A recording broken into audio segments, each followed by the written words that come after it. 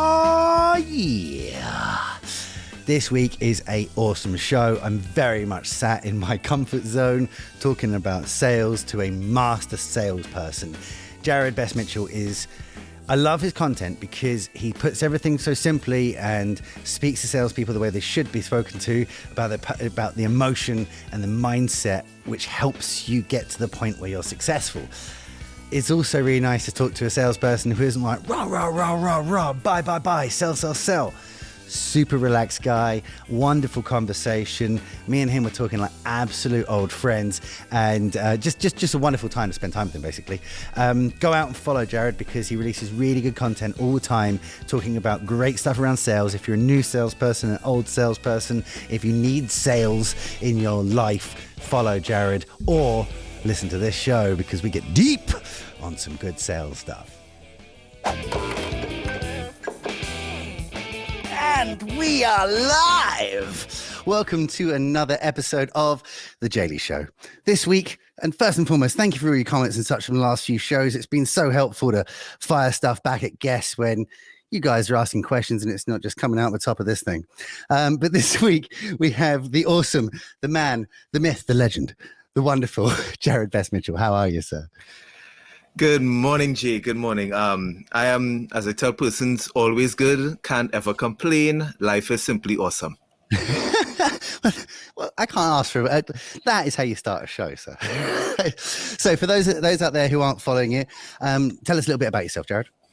I am from the beautiful island of Trinidad and Tobago. Yes, it's two islands, but we say one island here. It's one country. You can't ask me if I'm from Trinidad or Tobago. No, I'm from both. Okay. I've been in sales my entire life, mostly in telecoms. So it's a career I've been extremely passionate about. So I started working for Digicel, which is the largest telecoms provider in the Caribbean. Mm-hmm. Left there after being successful in the public sector position, growing that sector by about 28% every year. Then I went into DHL for 1 year simply because I love the color yellow. So in case you followed my profile, I'm that obsessed about the color yellow. I was bored at Digicel.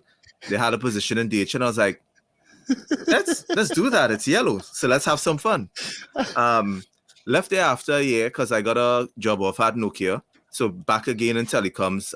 From Nokia, I went into, Nokia was one of the best job experiences I've ever had in my life. That was a recent post I did.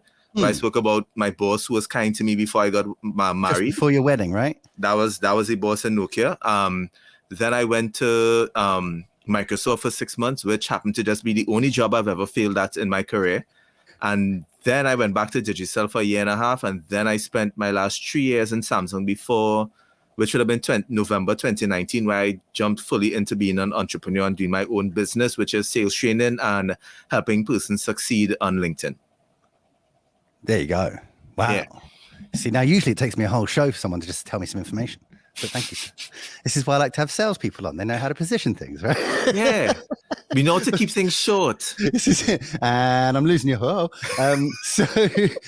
Really interesting. I was sat on the other side of the fence. I used to work in the IT channel as well, specifically selling to the telco industry. Nice. So, yeah, if you didn't buy that thing from me that time, dude, what the hell?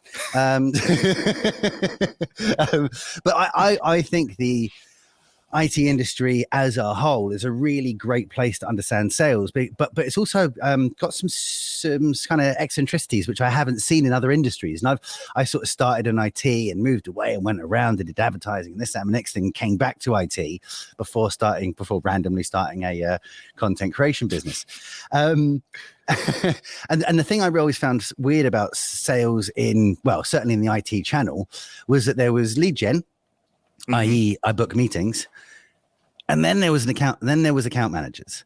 And when I started, I went back into IT and I went back into that role as lead generator. And I remember sitting there being like, so you guys who have the number, you can't do it without me?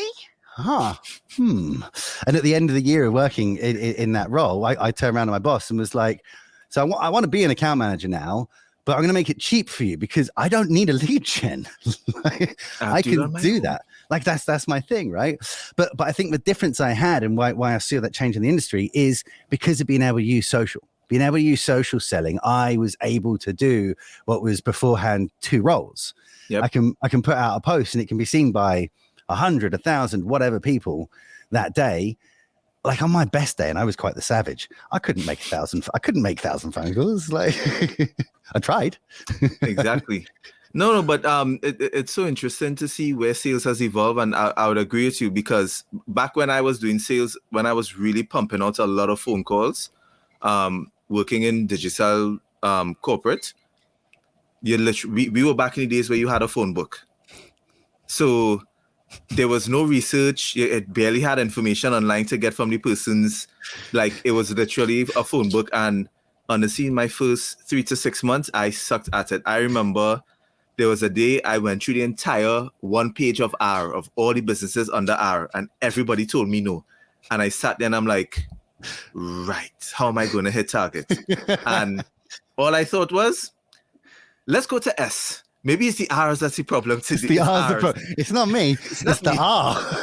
It's not my approach. It doesn't suck. But again, it just shows when you have that instinct, and when you get those fundamentals into your sales early on, it like stays with you forever. So as in your position, combining 2 roles is nothing. It's just because it's already naturally ingrained. That's your DNA now.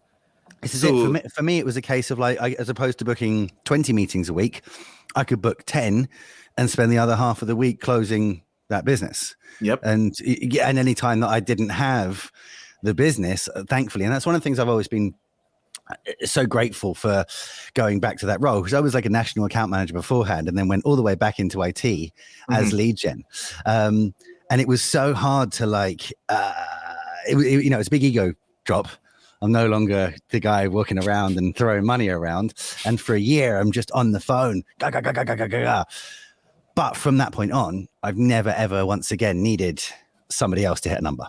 When I look at a pipeline and I'm like, oh, God, that late June looks a bit sketchy. Unless everything goes my way, I know I can book out a week and just go hard. Like, exactly. That is, and again, that's the beauty of having those types of foundations. So when you speak to SDRs and stuff now, who are the ones that are banging out to try and get these calls, they should have the ability never to worry about trying to book a meeting, because that was your first fundamental lesson that you learned. It's like when you were born, you learned to walk. You can't ever forget walking. That is a fundamental skill. So to me, and that's why I enjoy, you would look back on those times and think, I never want to do it again, but you definitely appreciate how important it is in terms of where you are now. To pick up the phone and make a call to someone, you literally spend 10, 15 seconds, right? What do I need to say? What's my outcome? How am I going to structure it? What might be an objection? All right, cool. Let's do the call. So you as you said, since working in telco, you now do sales training, right? Yes. Or coaching, should we say? Because Correct. But so, how are you helping people build some of those fundamentals? Where do you start? Is it bespoke with everyone, or I don't even know how? Like, I've had people underneath me beforehand that I've tried to like teach to sell. I know how to sell like Jay sells. That's it. Like, that is it. Other people can't swear as much as me on a phone call and not get fired. They can't make as many silly jokes and it still makes sense. I don't mean to. That's just how I sell. And I've heard people like imitate me, and I'm like, oh God, that sounds awful. Like, Yeah.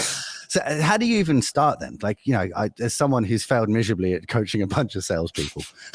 No, well, for me, the first thing I look at is, honestly, all my training is bespoke. It honestly is customized exact for the customer. So yes, there are models that I follow. Sure. So like, for example, a standard thing in all my training is mindset. I talk about mindset first, because if you don't have the right mindset, it's difficult for you to grasp what it is that we're trying to teach, because a lot of the things that I talk about are very out of the box, because the companies that I approach, which are both based in Trinidad regionally and some international companies that I speak to, it honestly is the same with regards to their sales challenges. And it always boils down to this. We are losing sales. We don't know why, but we have been doing this the same way for the last 10, 15 years. And there's been no change. So when you start talking to the teams, the mindset aspect to me is first, because I needed to be open to understanding that there's something that you have to try that's new, because what you're doing right now isn't working. So And here's the thing for anybody who wants to get into training, and you and all will understand it, and coaches will understand it, trainers will understand this. You never get an impact on 100% of the persons. You get impact on probably 30 to 50%. And what's good about that is those are probably the 20% who actually contribute 80% to the revenue. So by them just doing 10% extra based on what you've taught them, they've already increased the company's bottom line. Right. But a good thing that I always tell companies too is that even when I'm doing the training, I give feedback and I ask them, well, this one didn't really contribute much. You could tell the persons were negative, and it's so funny that those are the persons who aren't hitting target. And then I ask, so why don't you fire them? And that's the only weird thing I can't understand. I've only seen it in the insurance industry. Right. Every other company I've come across, you see people on their teams who aren't performing. Yes. And I'm like, why haven't you fired them? Well, they've been here for a while. And I'm like, but they're costing you money. Yeah, but it's Bobby. Bobby at the Christmas party. He's a lovely guy. Love Bobby. Everybody loves Bobby. I was like, sales does not like Bobby. No, and that's the customers don't like Bobby.